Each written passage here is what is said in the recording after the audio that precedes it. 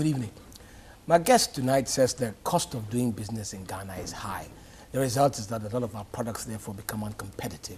Tonight we're looking to share his views and get a sense of how he thinks we can address some of these problems, especially since he's now the president of the Association of Ghanaian Industries.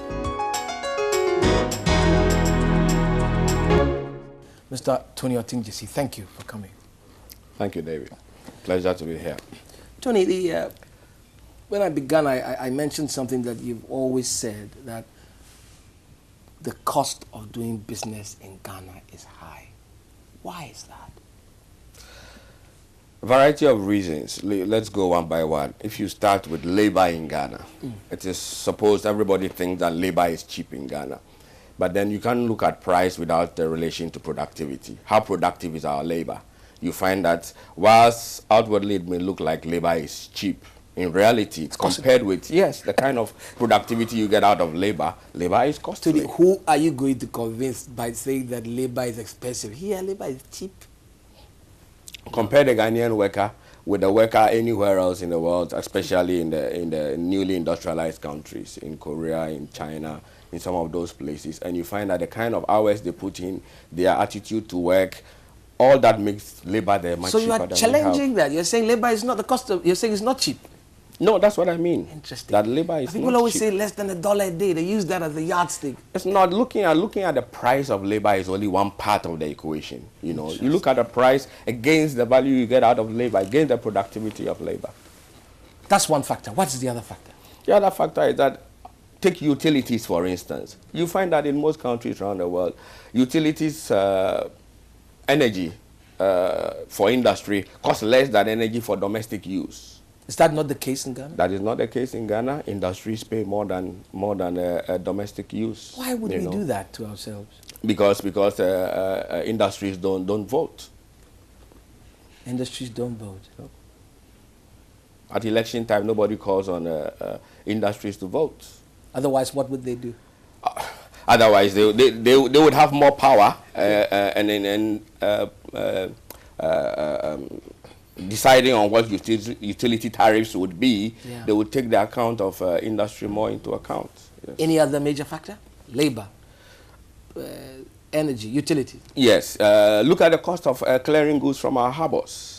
Our harbors are not the most efficient in the world. Look at the time it takes to clear goods out of our harbor. All these times relate into cost eventually for the business person. That is it. And then there are even more important things. In Ghana, Ghana is one of the few countries where you have the duty on raw material, in some cases, being the same as duty on products, finished products, exactly. And when you have that kind of situation, there's no incentive to manufacture in Ghana. You're saying we must work on the policy regime then? Framework. We definitely must work on the policy regime.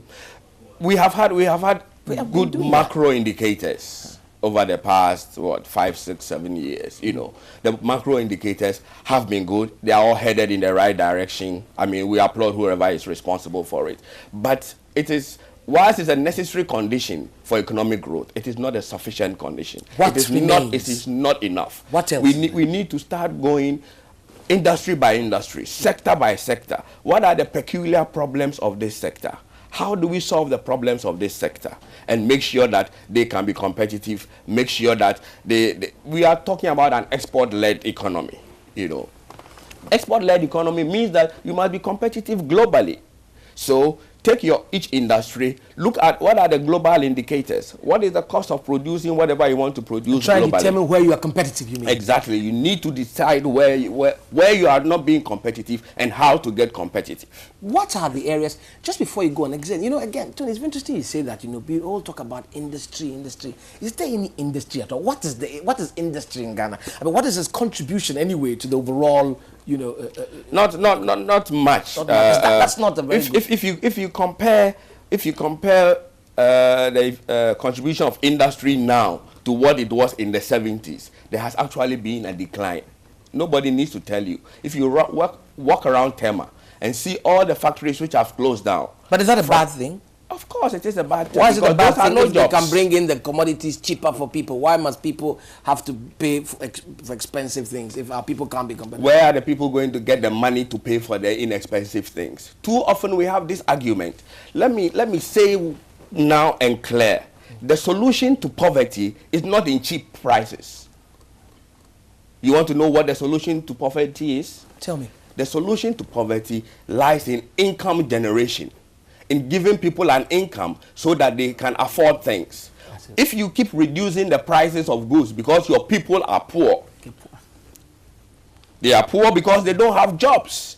They don't have jobs because there is no local demand for their services as people, as labor. If there is no local demand for their services, factories don't get to work because there's no demand for locally manufactured goods. So they don't employ people, so they don't pay them an income.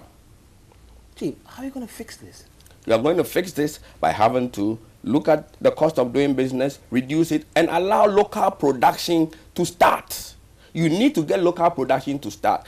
Don't look at the prices of goods to start with. Because once you start doing that, you have the wrong end of the cycle. Local production in any specific areas?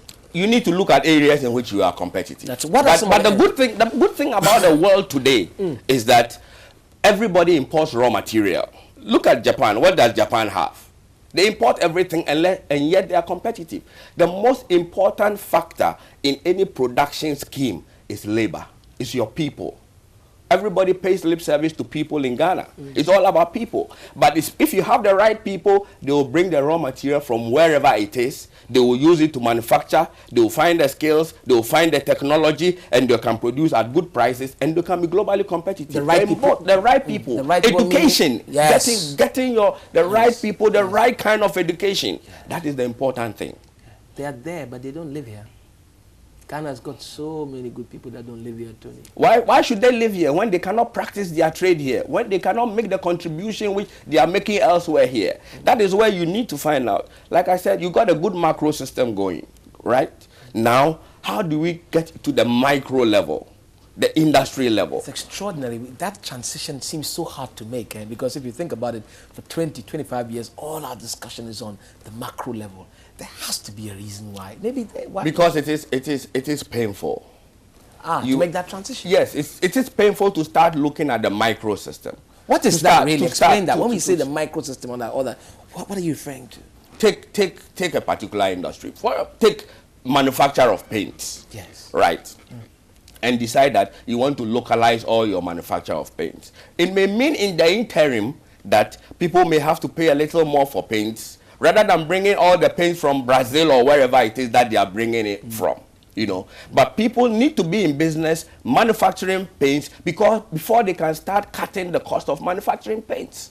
So government has a role, therefore. Oh, definitely. I mean, government is the biggest player in any company. They are the policy makers, you know. So that, of course, they do have a role. Is the policy framework, are you happy with it? Not really, are you? Because I mean, look at the state of industry. It's not particularly. I don't like happy with and not happy with. Yeah. Those are. Yes, you think it puts in the box. Yes. You know. Yeah, but could it be improved? That's what I mean. What can we do better?